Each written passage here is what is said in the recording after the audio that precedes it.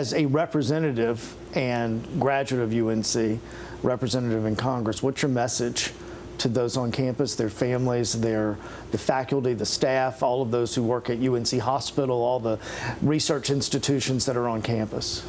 My message is to remain hopeful. Do not live in fear.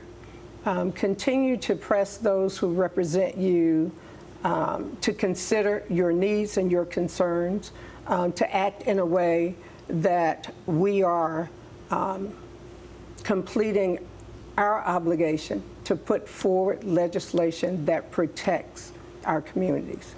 If we want safer communities, then we have to do what we can to make sure that there are laws in place that will particularly ban assault weapons that are weapons of war. These are not weapons of protection for everyday Americans. That we can enact red flag laws such that people who should not have guns, that they don't have them. And that we have background checks. Universal background checks hurts no one.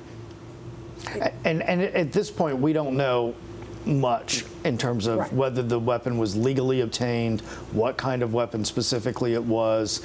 But let's just paint a scenario, in this case or another case, where legally obtained, went through a background check, everything was clear. That's the other difficulty, right? Is how do you get around that to stop this from happening? Well, and that is generally the rebuttal that we hear from people who push back on common sense gun legislation. But I look at it this way. Maybe what I'm talking about could not have stopped that particular action. But there are others that we know if we enact this type of legislation, it will stop it. So why would we say we do nothing because nothing could have helped that situation? I don't believe that. I believe we do what we can to curb as much of it as we can. It does seem like, too, from as being an outside observer, that students that age and younger are far angrier than their middle-aged parents or grandparents. Because they're living it every day.